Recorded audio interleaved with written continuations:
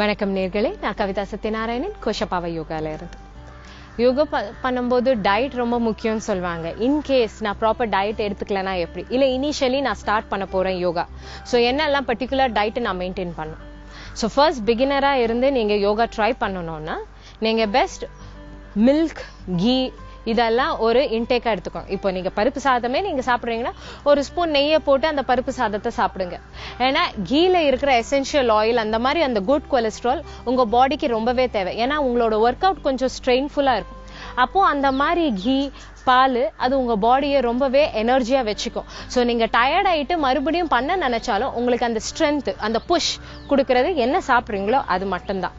So ஆனா இப்போ summer season இருக்குது, நான் என்ன பண்ணலான்னா டெஃபினெட்லி தெரியும், அந்த கீ சாப்பிட்டா ஹெவி ஆயிடும், உப்பசமா இருக்கும். உங்களால அது உங்களோட ஆசனா எதுவும் பண்ண முடிஞ்சாலும் கொஞ்சம் கஷ்டமா இருக்கும்.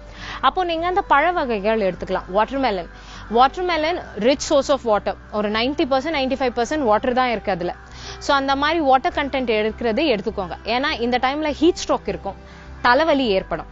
ஸோ ஒத்த தலைவலி ஏற்பட்டா வாட்டர்மெலன் ஜூஸ் ரொம்பவே ரெமெடி. ஏன்னா தலைவலி என்றது என்னன்னா உங்களோட பாடியில கூட வாட்டர் கண்டென்ட் கம்மியானா தலைவலி ஏற்பட அதிகரிக்கும். ஸோ வாட்டர்மெலன் நீங்க சாப்பிடும் போதோ இல்லை குடிக்கும் போதோ ஜூஸ் பண்ணி, ஸோ அதுல என்ன ஆகும்னா உங்களோட ஹீட் ஸ்ட்ரோக்ல வர அந்த தலைவலி எல்லாம் மறைஞ்சிடும். ஸோ வாட்டர்மெலன் எடுத்துக்கோங்க. கீ அவாய்ட் பண்ணுங்க சம்மர்ல, ஏன்னா அது ஹெவியா இருக்கும். ஆனா அட் த சேம் டைம் விண்டர்ல கீ எடுத்துக்கிறதுக்கு ஸ்டார்ட் பண்ணுங்க. ஏன்னா நெய் விண்டர் சீசன்ல எடுக்கும் போது உங்களோட அந்த பாடியில ஒரு உஷ்ணம் தேவைப்படும், அதுக்கும் இந்த நெய் தான் உங்களுக்கு ஹெல்ப் பண்ணும். ஸோ அந்த மாதிரி நீங்க ட்ரை பண்ணலாம். இன்னைக்கு நம்ம உத்கட்டாசனாவோட தேர்ட் வேரியேஷன் பார்க்க போறோம். ஃபர்ஸ்ட், செகண்ட் எல்லாம் பார்த்திருக்கோம். ஸோ இதோட தேர்ட் வேரியேஷன். இந்த வேரியேஷன்ல இது கொஞ்சம் அட்வான்ஸ் லெவலா போகும். ஸோ அந்த மாதிரி பண்ணும்போது ஸ்ட்ரெச் பண்ணும்போது இதுல ஒரு கால்கள் எல்லாம் பின்னாடி போய் ஸ்ட்ரெச் ஆகும். அந்த மாதிரி ஸ்ட்ரெச் பண்ணும்போது பாடிக்கு ஒரு டிஃப்ரெண்ட் ஷேப் கொடுக்கும். ஒரு ப்ராப்பர் பாடிக்கு ஷேப் வேணும். ஏன்னா நம்மளோட பாடி ஆசனாஸ் எல்லாம் பண்ணி எங்கெங்க எக்ஸ்ட்ரா ஃபிளாப் இருக்கோ அந்த ஸ்கின் டோன் பண்றதுக்கு இது ரொம்பவே ஹெல்ப்ஃபுல்லா இருக்கும்.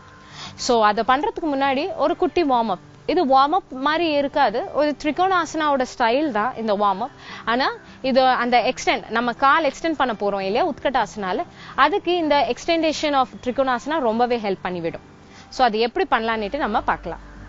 இப்போ நம்ம ஸ்பிளிட் பண்ணி பார்க்கலாம். ஸோ இந்த மாதிரி சைட் ஸ்பிளிட் பண்ணும்போது பிகினர்ஸாக இருந்தால் இப்படியே நிறுத்திடுங்க. ப்ராக்டிஸ் பண்ணுறது ஈஸியாக இருக்கும். நாள் பட தான் நீங்க அந்த ஸ்ட்ரெஸ் பண்ணி நீங்க கீழே குனியும் போது உங்களுக்கு ஒரு பாதிப்பும் இருக்காது.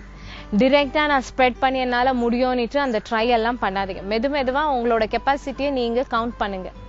ஸோ மெதுவா நீங்க போகும்போது என்ன ஆகும்னா உங்களோட ரைட் கை பின்பக்கமா போய் உங்களோட அந்த கால் கொலுசை பிடிக்கும் போது இந்த முட்டி முன்னாடி விழுந்து நீங்க உள்ள பாப்பீங்க.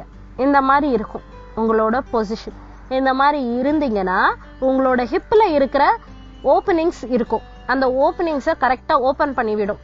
இன்கேஸ் உங்களுக்கு ஸ்லிப் டிஸ்க் ப்ராப்ளமா இருந்தா இந்த வார்ம் அப் பண்ணாதீங்க அண்ட் மெதுவா நீங்க மேல வரலாம். இப்போ நம்ம உத்கட்டாசனாவோட தேர்ட் வேரியேஷன் எப்படி பண்ணலான்னுட்டு நம்ம பார்க்கலாம். நம்ம இப்போ சேர் போஸ்க்கு வரலாம்.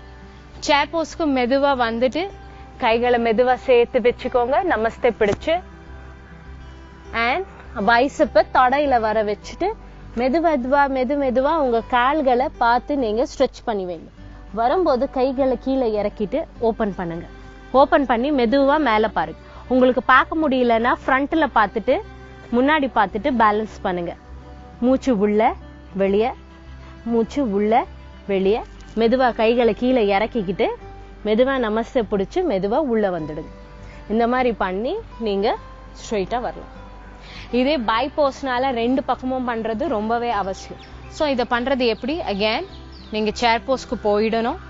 சேர் போஸ் நல்லா உட்காருங்க. உங்களோட பெல்விஸ் பின்னாடி தள்ளி நமஸ்தே பிடிச்சு எல்போவை சேர்த்து வச்சு கீழே எடுத்துட்டு வாங்க.